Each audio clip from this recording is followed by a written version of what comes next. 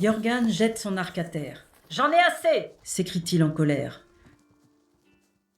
Il s'assied sur un rocher en soupirant. Ça fait 2 jours qu'il marche. Il est parti chasser, mais il s'est égaré. Il a abattu un sanglier, mais un tigre l'a attaqué. Jörgen a été obligé d'abandonner sa prise aux fauves pour s'enfuir. Depuis, il erre dans la plaine, découragé et fatigué. « Les chasseurs du clan vont se moquer de moi, » murmure-t-il. « Et que va penser ma chère Moira ?» Soudain, Jörgen sent une présence derrière lui. Il se retourne et le voilà nez à nez avec un cheval. L'animal ne semble pas farouche. Il fixe Jörgen droit dans les yeux. Le jeune chasseur est intrigué. D'habitude, les chevaux sauvages fuient les humains. Jörgen se lève et s'approche de l'animal. Il tend la main et, lentement, lui caresse le chanfrein, puis il ouvre sa besace et attrape une galette de céréales. « Tiens, goûte !»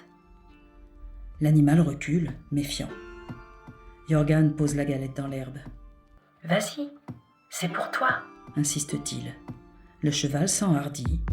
Il avance, mange la galette et n'en laisse pas une miette. À cet instant, Jörgen a une idée. Ce cheval est capable de traverser la plaine à la vitesse du vent, alors que lui, Jörgen, ne peut que marcher des heures durant. Et s'il montait sur son dos?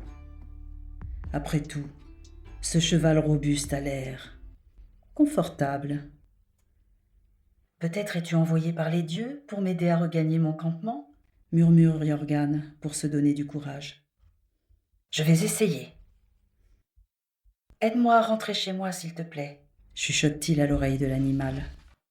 Il enlève sa ceinture, la noue autour de l'encolure du cheval et la tient fermement. Hop! Il bondit sur son dos. Surpris, le cheval se cabre et rue. Jörgen serre les jambes et se cramponne à la ceinture.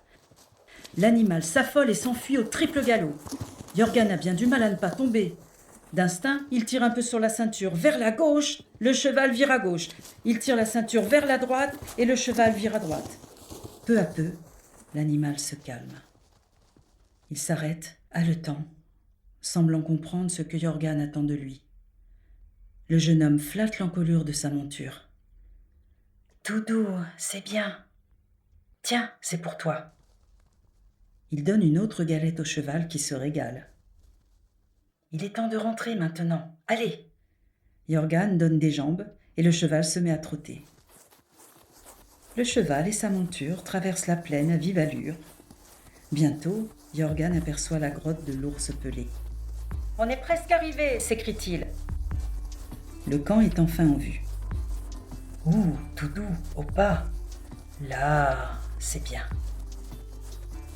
Le cheval ralentit. Il réagit à la voix calme de Jörgen.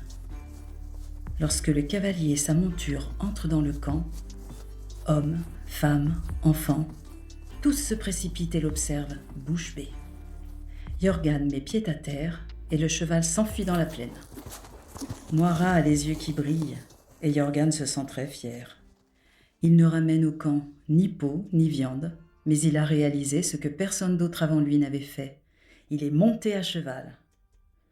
Ce jour-là, Jörgen a-t-il été le premier cavalier de l'histoire du monde? Mystère.